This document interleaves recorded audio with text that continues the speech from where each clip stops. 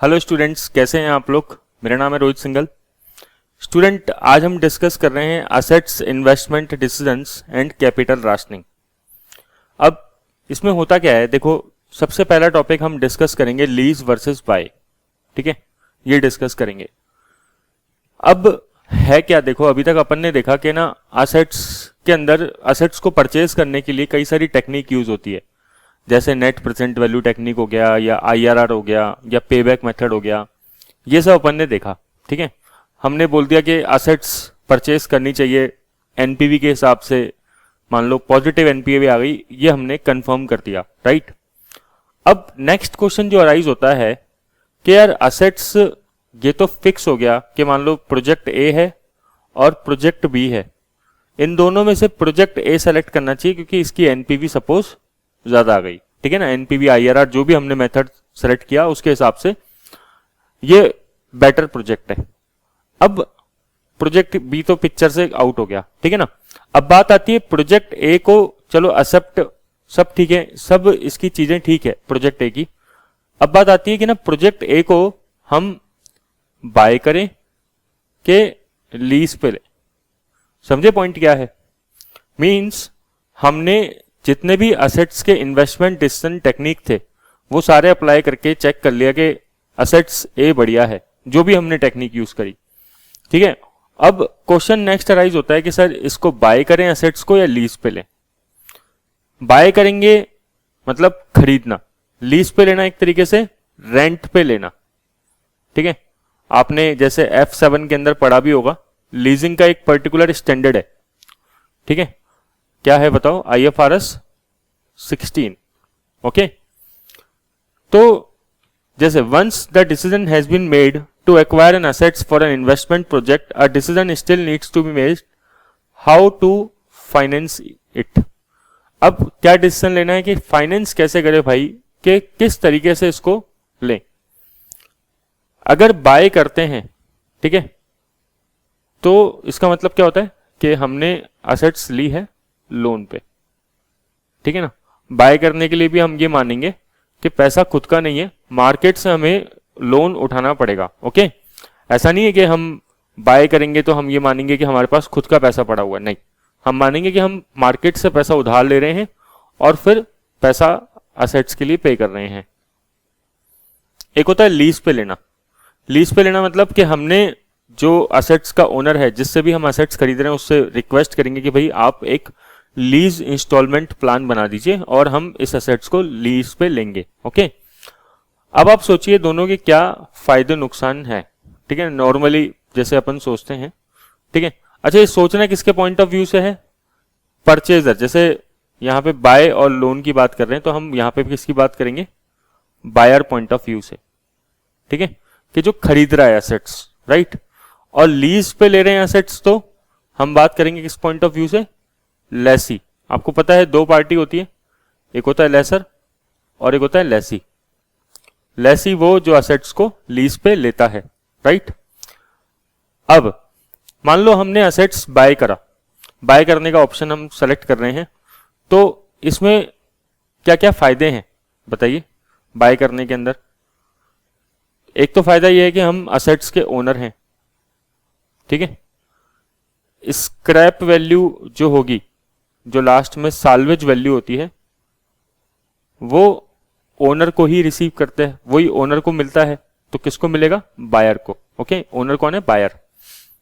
और क्या फायदा है, हमें डेप्रीसिएशन पे टैक्स बेनिफिट मिलेगा या टैक्स सेविंग्स मिलेगी, है ना। डेप्रीसिएशन अपने आप में फायदा नहीं है, क्या फायदा है उसका, टैक्स सेविंग फायदा है, हमेशा याद रखना। ठीक है ना, आपसे कोई बोले कि डेप्रीसिएशन कोई रिलेवेंट कैश फ्लो है क्या, तो अपन जानते हैं नहीं होता। डेप्रीसिएशन का जो टैक्स बेनिफिट होता है वो रिलेवेंट कैश फ्लो होता है। ठीक है, अच्छा, इसमें हमें क्या पे करना पड़ेगा, इधर अगर हम बायर हैं तो एक असेट्स की इनिशियल कॉस्ट पे करनी पड़ेगी, राइट।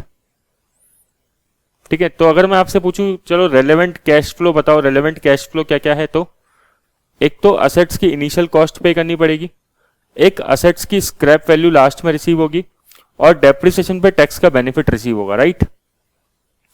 अगर हम असेट्स को लीज पे लेते हैं तो हम ओनर तो नहीं है, ठीक है, we are not owner of the assets, right. और क्या है, हम लीज रेंट पे करेंगे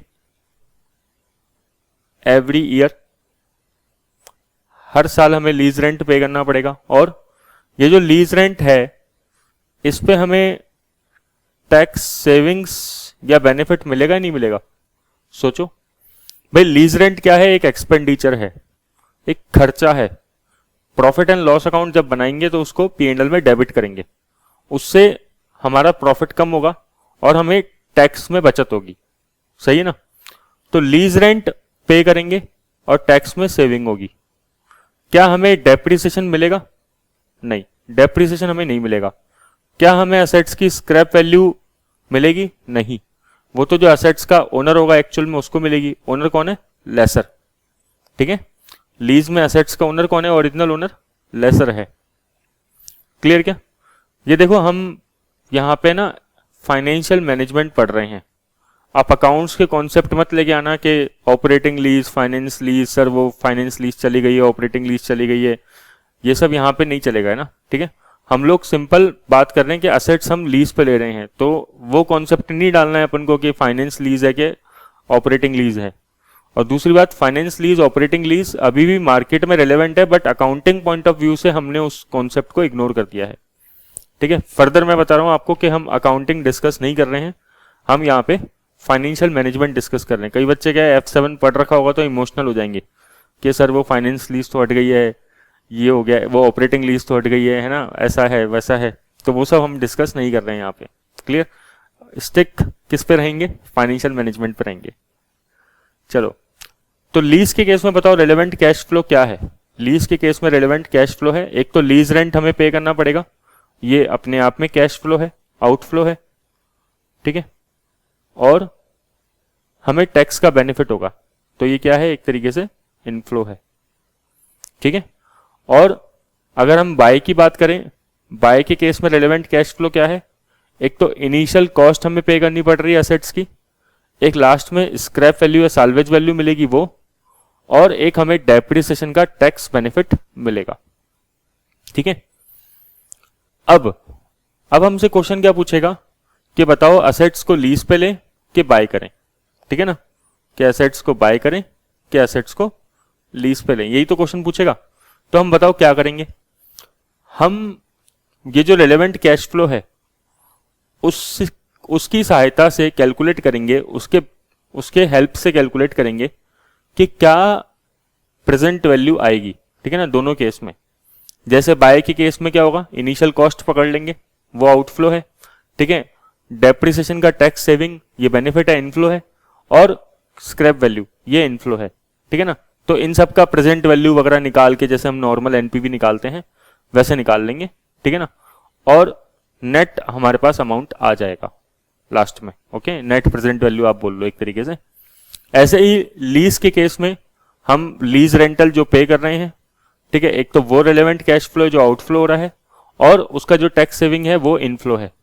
तो लीज रेंटल पेमेंट माइनस एक तरीके से लीज रेंटल का tax saving, okay. Lease rental 1 lakh cost और टैक्स सेविंग सपोज 30,000 इनफ्लो, तो नेट आउटफ्लो कितना हुआ? 1 लाख माइनस 30,000 70,000, उसका प्रेजेंट वैल्यू निकाल लेंगे, ओके। अब क्वेश्चन में क्या करेगा? बस खेलेगा हमारे साथ कि लीज रेंटल एडवांस में पे करा, लीज रेंटल ईयर के एंड में पे करा, तो वो हम जानते हैं नॉर्मल है। लीज रेंटल अगर ईयर के एंड में पे कर रखा होगा तो क्या लिखा होगा कि lease rental payable 1 year in arrear. इसका मतलब क्या कि लीज रेंटल हम ईयर के एंड में पे करते हैं, इस तरीके से लिखा होगा, ठीक है ना। और लास्ट में हमें फिर जब भी वैल्यू निकालेंगे तो उसको पीवी फैक्टर से मल्टीप्लाई कर देंगे। अब इसमें एक खास चीज जो हमें ध्यान रखनी है ना, अब हम पीवी फैक्टर क्या लेते हैं? Cost of capital. Cost of capital मतलब weighted average cost of capital, यही लेते हैं नॉर्मली जितने भी हमने आज तक जितने भी टेक्निक्स पढ़ी है। अगर हम बात करें पीवी फैक्टर, वहां पे क्या लेते हैं? Cost of capital, WACC, right. अब इंपॉर्टेंट बात ध्यान से समझ लो, है ना। क्वेश्चन आता है लीज वर्सेस बाय का कभी कभार एग्जाम में, ठीक है ना। जब भी कॉस्ट ऑफ कैपिटल लेनी है यहाँ पे, ठीक है, या पीवी फैक्टर लेना है, आप बोलो पीवी फैक्टर लेना है लीज वर्सेस बाय में डिसीजन में, तो वो पीवी फैक्टर हम कॉस्ट ऑफ कैपिटल नहीं ले सकते, ये नहीं लेंगे। तो सर क्या लेंगे?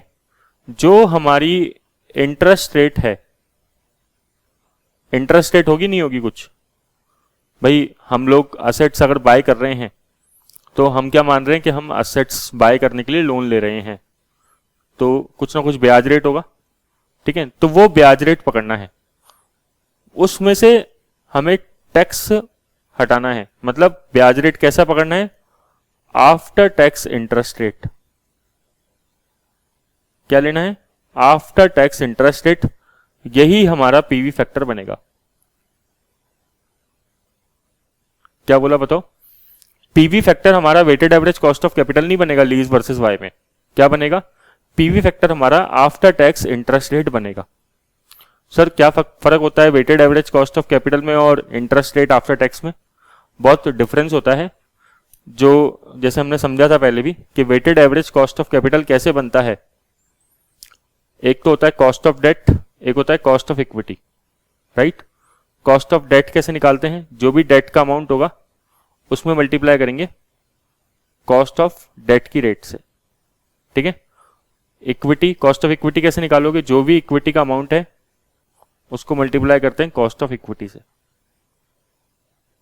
ठीक है। और इन दोनों का क्या करते हैं लास्ट में? वेटेड एवरेज, एक तरीके से।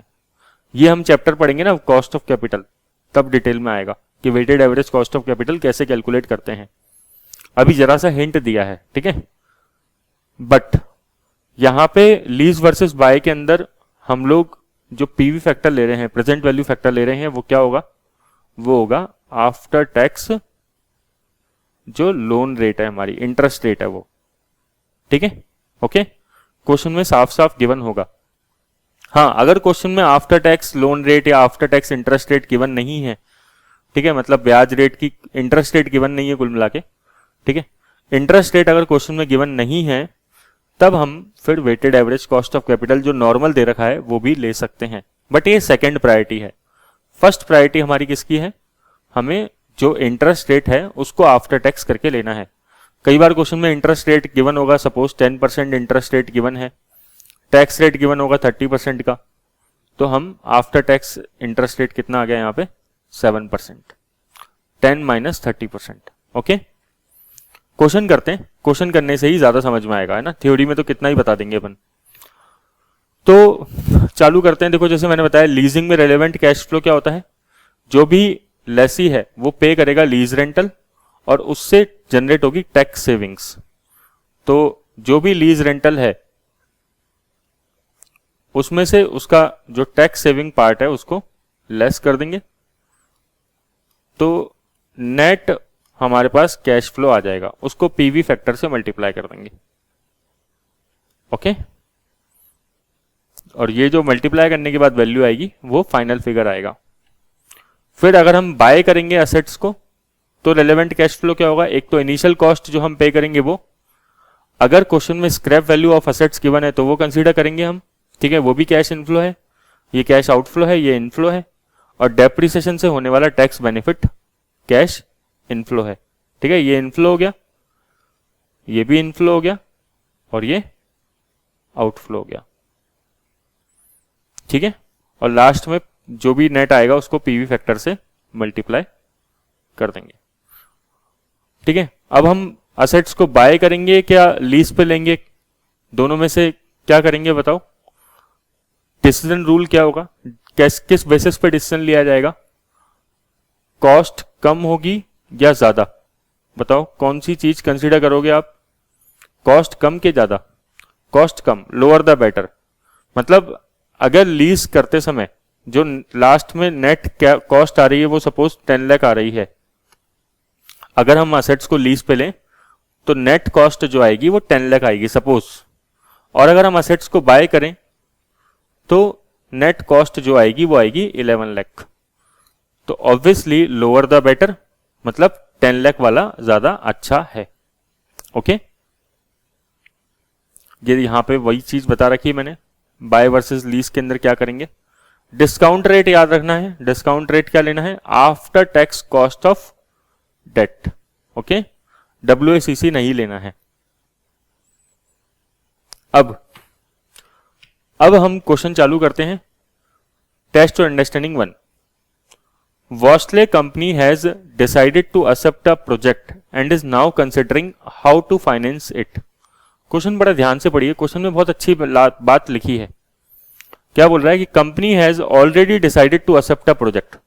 कंपनी ने ये तो सोच लिया है कि भाई मशीन खरीदनी है तो प्रोजेक्ट ए ही खरीदना है, ठीक है, प्रोजेक्ट ए में पैसा लगाना ही है, ये तो कंफर्म हो गया। बस अब ये सोच रही है कि यार पैसा कहां से लेके आए। तो क्वेश्चन क्या आ रहा है कि बाय करेंगे, लीज पे लें। The assets could be leased over 4 years at a rental of 36,000 per year। Company इसको 4 साल के लिए लीज पे ले सकती है और हर साल लीज रेंटल देना है 36,000 का। Payable at the start of each year, बहुत ध्यान से, कभी start of the each year देगा, कभी end of the each year देगा, ठीक है। ये बोल रहा है कि 4 साल में टोटल लीज रेंट जाएगा और लीज रेंट जो है वो start of the each year हमें पे करना है।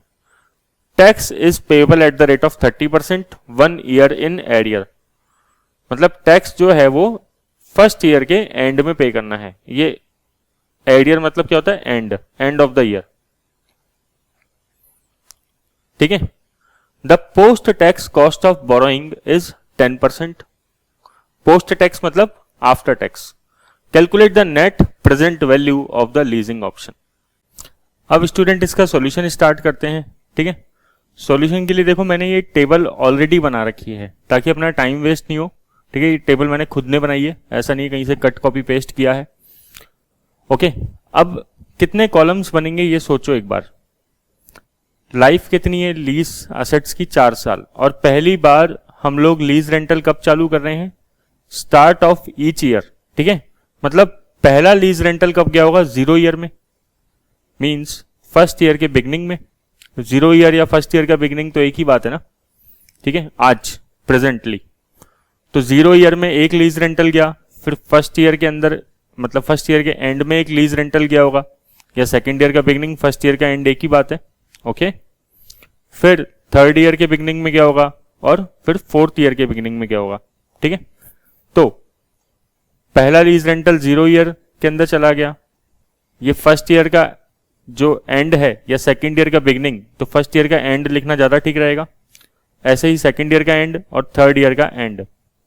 दूसरे तरीके से समझना चाहो तो ये फर्स्ट ईयर का बिगनिंग, ये सेकेंड ईयर का बिगनिंग, ये थर्ड ईयर का बिगनिंग और फोर्थ ईयर का बिगनिंग। कंफ्यूज होने वाली कोई बात नहीं है, बिल्कुल सिंपल साफ साफ लिखा हुआ है शब्दों में, ठीक है, उसी को फॉलो कर रहे हैं। तो 36,000 4 लीज रेंटल है, ओके। अब क्वेश्चन में क्या लिखा है कि tax is payable at the rate of 30% 1 year in arrear. क्या मतलब है कि टैक्स जो है वो 1 साल बाद पे कर रहे हैं, ठीक है। मतलब करंट ईयर की इनकम पे नेक्स्ट ईयर में टैक्स पे करेंगे। अब करंट ईयर की इनकम मतलब नॉर्मली इनकम कब होती है, फर्स्ट ईयर के एंड में होती है, ठीक है।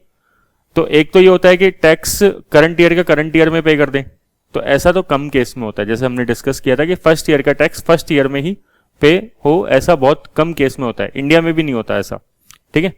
हमेशा ऐसा ही होता है कि फर्स्ट ईयर की इनकम पे नॉर्मली टैक्स सेकेंड ईयर में पे करा जाता है।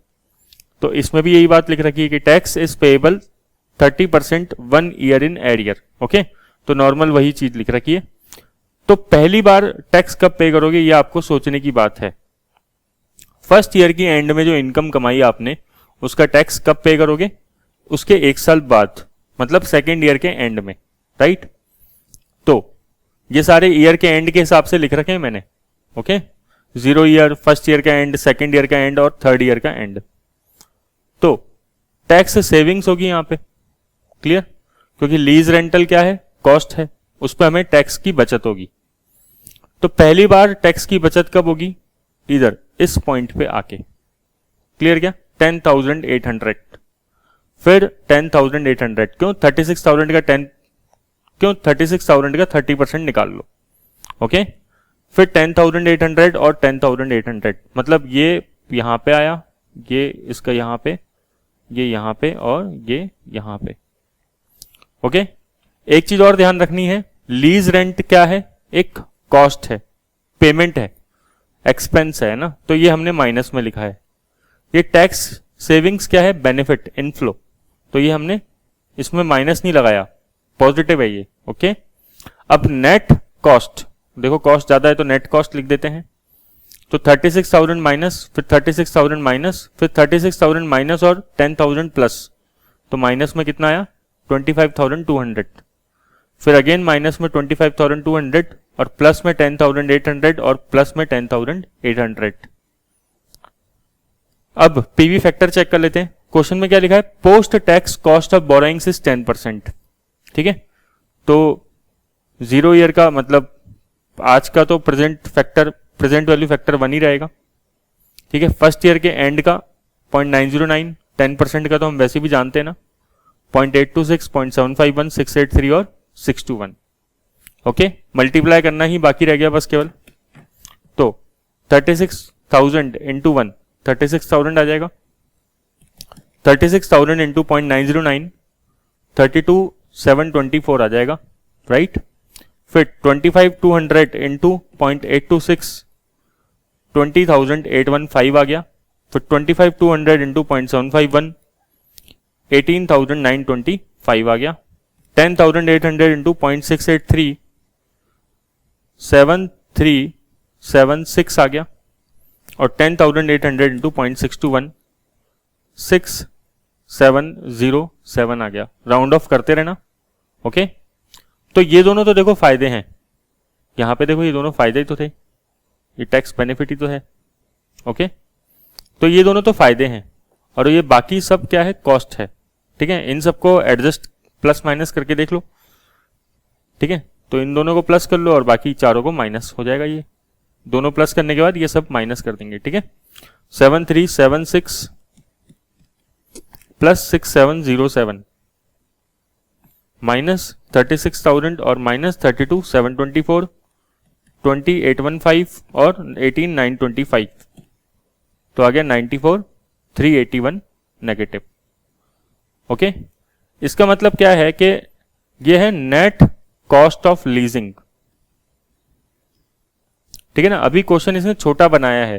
क्वेश्चन में क्या पूछा है, बताओ कि net present value of leasing option बताओ। भाई अगर लीज पे लें तो क्या एनपीवी आएगी ये बताओ। तो एनपीवी कितनी आ रही है 94,381, मतलब एक तरीके से इतना खर्चा आएगा अगर हम असेट्स को लीज पे लेंगे तो।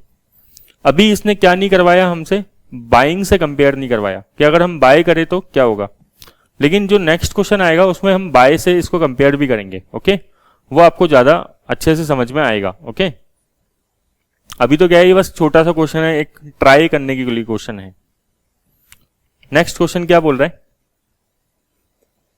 ये बोल रहा है कि टेस्ट और understanding 2, a firm has decided to acquire a new machine to neutralise the toxic waste produced by its refining plant.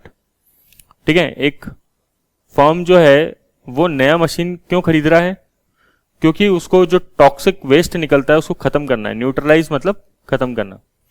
The machine would cost 6.4 million, कितना हो गया ये, 64 लाख डॉलर की मशीन की कॉस्ट आएगी। And would have economic life of 5 years, life of assets 5 साल है।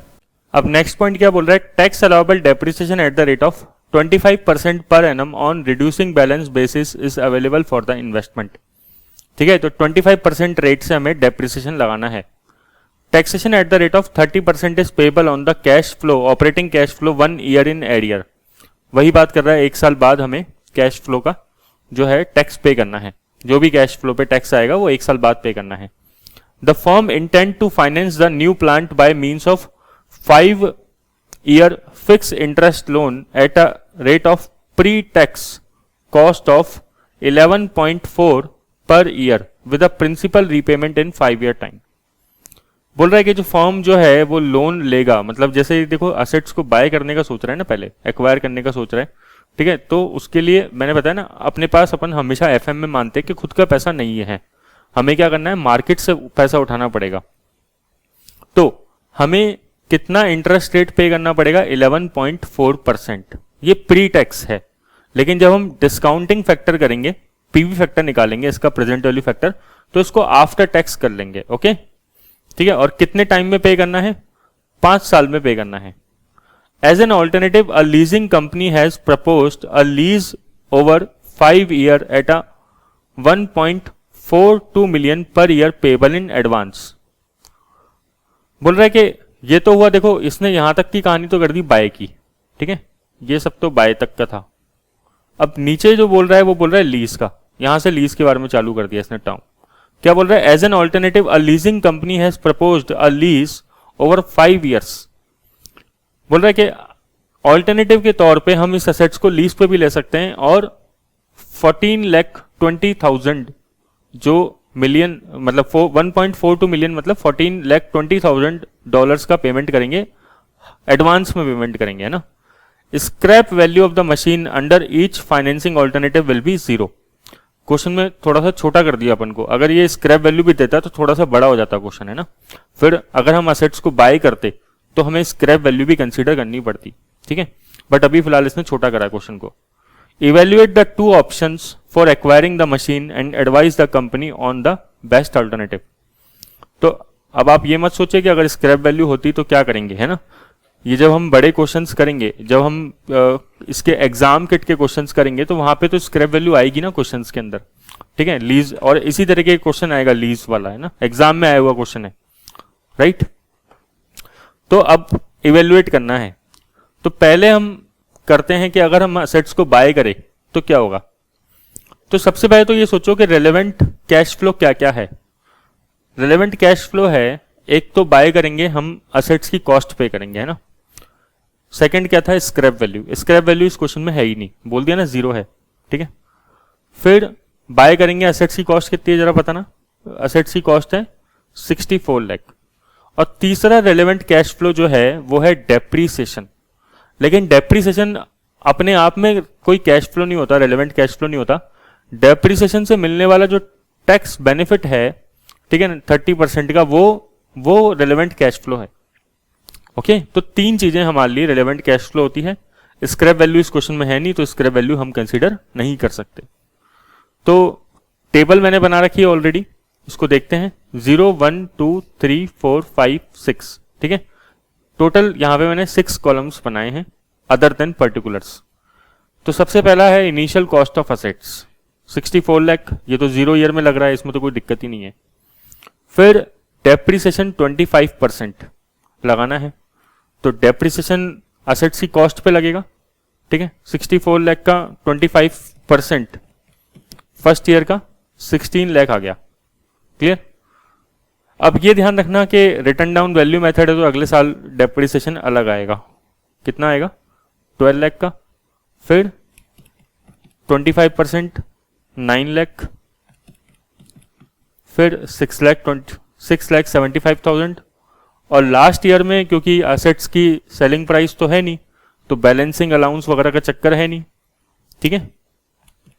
तो वैल्यू कितनी बची?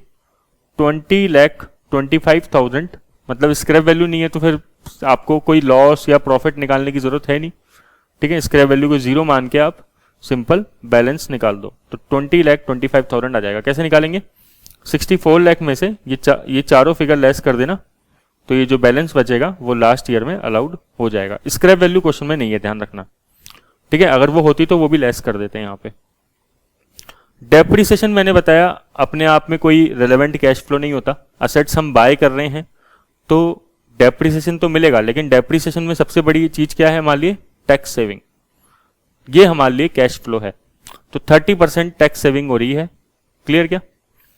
तो ये तो देखो कॉस्ट ऑफ असेट है, यहां पे तो कोई चेंज आएगा नहीं, ये तो एज इट इज है, ठीक है। इसको नेट कैश फ्लो भी लिख दिया मैंने, टैक्स सेविंग्स को नेट कैश फ्लो भी लिख दिया, ठीक है। अब क्वेश्चन में क्या बोला था कि जो टैक्स है वो 1 साल बाद पे करना है, ओके। टैक्स कब पे करना है? 1 ईयर इन एरियर। तो फर्स्ट ईयर की इनकम पे टैक्स कब पे हुआ? सेकेंड ईयर में, ओके। तो 16 लाख का 30% कितना हुआ? 4,80,000 ऐसे।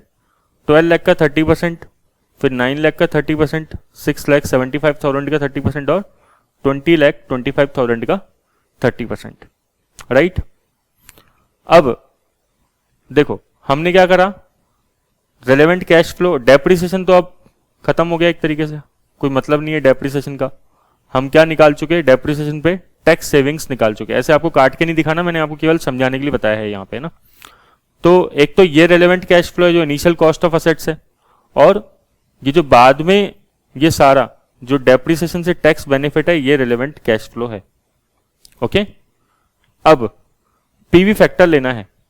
11.4% हमारे पास इंटरेस्ट रेट है और टैक्स की रेट है 30%। तो 11.4 माइनस 30% कितना हुआ, 7.98% हमारे पास after tax cost of debt आ जाएगी। देखो क्या लिखा है, प्री टैक्स कॉस्ट कितनी है 11.4% और टैक्स रेट कितना है क्वेश्चन में 30%। तो 11.4 माइनस 30% 7.98% आ जाएगा पीवी फैक्टर। अब बुक वाले या कई लोग इसको 8% कर देते हैं, ठीक है। मैं इसकी सलाह नहीं देता, चाहो तो कर सकते हो, ऐसे कोई दिक्कत नहीं है, ठीक है, वरना 7.98 लिखो ठीक रहेगा, ठीक है। तो 1 डिवाइडेड बाय 1.0798 पी फैक्टर ले लो। 0 ईयर का पी फैक्टर तो 1 आएगा, नेक्स्ट ईयर का 0.926, फिर 0.858, फिर 0.794, 0.736, 0.681 और 0.631, राइट। अब 64 लाख को 1 से मल्टीप्लाई कर दिया तो 64 लाख आ ही जाएगा, ये तो कोई दिक्कत ही नहीं है अपन को, ठीक है।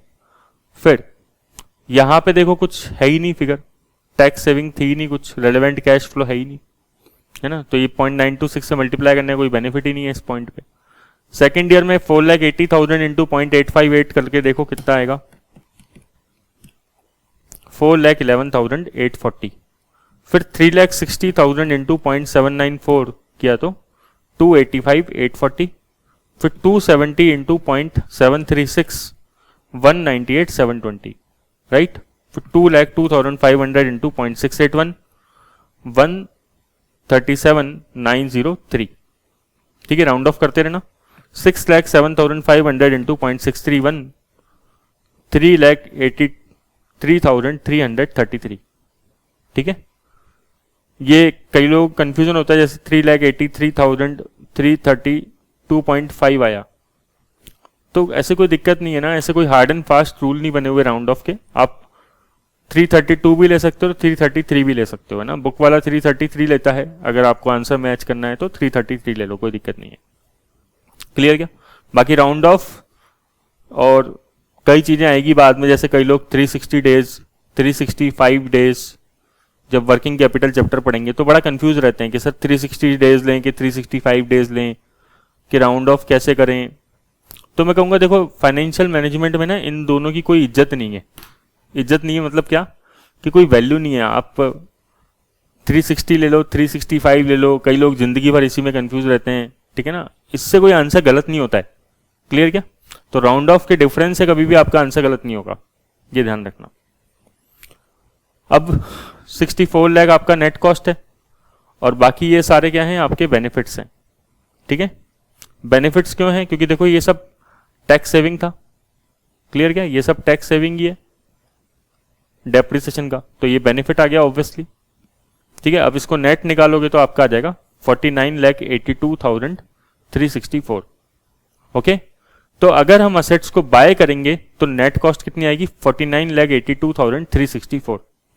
लेकिन क्वेश्चन में क्या पूछा था, इवेल्युएट द टू ऑप्शंस, तो ये तो हमने बाय वाला इवेल्युएट करा। अगर हम असेट्स को लीज पे लें तब क्या होगा वो देख लेते हैं, ठीक है। तो वापस से 0 1 2 3 4 5 6 कॉलम्स बना दिए, ठीक है। क्वेश्चन में क्या बोला है ध्यान से देखो, बोला है कि 1.42 मिलियन का लीज रेंटल पे करेंगे, वो भी एडवांस में, ठीक है। तो पहला लीज रेंटल कब जाएगा, 0 ईयर में, मतलब फर्स्ट ईयर की बिगनिंग, ओके। फिर ये सेकेंड ईयर की बिगनिंग हो गई, राइट। ये थर्ड ईयर की बिगनिंग हो गई, ये फोर्थ ईयर की बिगनिंग हो गई और ये फिफ्थ ईयर की बिगनिंग हो गई। मेरे हिसाब से समझ में आ गई होगी बात, ऐसी कोई खास बात नहीं कर रही है।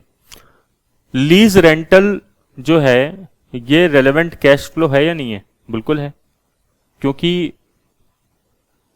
ये तो पैसा जा ही रहा है, ठीक है ना, एक्चुअल में आपका लीज रेंटल जाएगा। डेप्रिसिएशन तो कोई आउटफ्लो था नहीं, है ना, कोई कैश जाता नहीं है, लेकिन लीज रेंट पे करोगे तो कैश जाएगा ना। अब लीज रेंट पे करोगे कैश जाएगा, लेकिन उससे आपको टैक्स में बेनिफिट भी मिलेगा, ठीक है ना। कैश तो गया लेकिन टैक्स में सेविंग्स देके गया, ठीक है। टैक्स कब पे कर रहे हो आप? 1 ईयर इन एरियर, मतलब फर्स्ट ईयर का टैक्स सेकेंड ईयर में पे करोगे। और टैक्स की रेट कितनी है? 30%। तो 14,20,000 का 30% निकाल के देख लो, 4,26,000। फिर अगेन यहाँ पे 426, ये वाला 426 और ये 426, ये 426। ओके, नेट कैश फ्लो, ये लीज रेंट था और ये टैक्स सेविंग्स है आपकी। एक तरीके से नेट कॉस्ट ये देखो आती जा रही है। क्लियर क्या? अब ये कॉस्ट है, ये फायदा है, तो फिर भी लेकिन कॉस्ट क्योंकि ज्यादा है तो कॉस्ट आ गई यहां पे। ओके, ये दोनों बेनिफिट ही हैं, फायदे ही हैं, तो ये बेनिफिट एज इट इज लिखती है। पी फैक्टर हमने ले ही रखा था पीछे, ठीक है। नेट कैश फ्लो को पी फैक्टर से मल्टीप्लाई करोगे, ये सारी वैल्यूज आ जाएंगी। ओके, अब इन सब का अपने टोटल निकाला, 45,49,626 आ गया। अब आप देखो यहां पे बाय करते समय असेट्स की कॉस्ट कितनी आ रही है? 49,82,364। और लीज पे लेते समय असेट्स की कॉस्ट कितनी आ रही है? 45,49,626। बताओ ज्यादा बेटर क्या है? असेट्स को लीज पे लेना, ठीक है। ऑब्वियसली ज्यादा बेटर क्या है? जहां पे कॉस्ट कम आ रही है। क्या सर इस तरीके से क्वेश्चन एग्जाम में आते हैं? बिल्कुल आते हैं। अगर आप बुक का सॉल्यूशन देख लोगे तो आप बहुत ज्यादा कंफ्यूज हो जाओगे, ठीक है। इसलिए मैंने ऑलरेडी टेबल बना रखी है, क्योंकि मेरे को आपको इसको टेबुलर फॉर्म में देना ही था। तो आप इस टेबल को अपनी कॉपी में भी उतार सकते हो, अगर आप इस क्वेश्चन को आपने अभी एंड टू एंड सॉल्व करके देखा है तो, ठीक है, इस सॉल्यूशन को पूरा का पूरा। और इसी तरीके से आपको एग्जाम में सॉल्व करना है, राइट क्या? कई लोग क्या करते हैं, जैसे यहां पे मैंने डेप्रिसिएशन लिखा, ठीक है। अब ये बाय वाला क्वेश्चन था, यहां पे टैक्स बेनिफिट लिख दिया, ठीक है। तो वो इसमें से इस वैल्यू को माइनस कर देते हैं, ये डेप्रिसिएशन में से ये माइनस कर देते हैं टैक्स सेविंग्स। नहीं, अरे भाई डेप्रिसिएशन कोई अपने आप में रेलेवेंट कैश फ्लो थोड़िया है। तो अगर आपको कंफ्यूजन लगता है ना, तो आप डेप्रिसिएशन के लिए अलग से वर्किंग नोट बना के लिखो, ठीक है। अगर आप इसमें लिखने में थोड़ा सा आपको अनकंफर्टेबल फील होता है, आप गड़बड़ कर देते हो, तो डेप्रिसिएशन में बाय ऑप्शन जब आए, लीज वर्सेस बाय, तो आप उसका अलग से वर्किंग नोट बना लो। कई लोग बनाते हैं ऐसा, ठीक है, कई स्टूडेंट देखा है मैंने करते हुए, तो वो अलग से वर्किंग नोट बना लेते हैं। वरना अगर आपको समझ आता है, पूरा कॉन्सेप्ट क्लियर है, तब तो आप इसमें लिख दो। और इसको फिर ध्यान रखना, कैलकुलेशन में कहीं पे भी काम में नहीं लेना, फिर ये अपने लिए बेकार हो जाता है। क्लियर क्या? कई लोग क्या करते हैं, इधर से इधर को कंपेयर करते हैं। सर ये लीज रेंटल था, आपने लीज रेंटल में से टैक्स सेविंग तो लेस करी, ठीक है ना, और ये नेट अमाउंट लिखा यहाँ पे, बट आपने ऐसा यहाँ पे नहीं किया। तो मैं क्या जवाब दूं भाई? डेप्रिसिएशन, समझ गए ना, वही बात रिपीट करने वाली कि डेप्रिसिएशन कोई टैक्स, कोई रियल में कोई कैश आउटफ्लो नहीं है। ओके, बस लीज रेंटल जो था वो रियल में एक रेलेवेंट कैश फ्लो है, वो जा रहा है पैसा। और आपको जब इससे एक बड़ा क्वेश्चन आएगा, जब स्क्रैप वैल्यू भी आएगी, जब आप एग्जाम किट के क्वेश्चन करोगे, तब आपको और समझ में आएगा। तो इतना पढ़ लीजिए, ठीक है। नेक्स्ट क्लास में मिलते हैं। Thank you.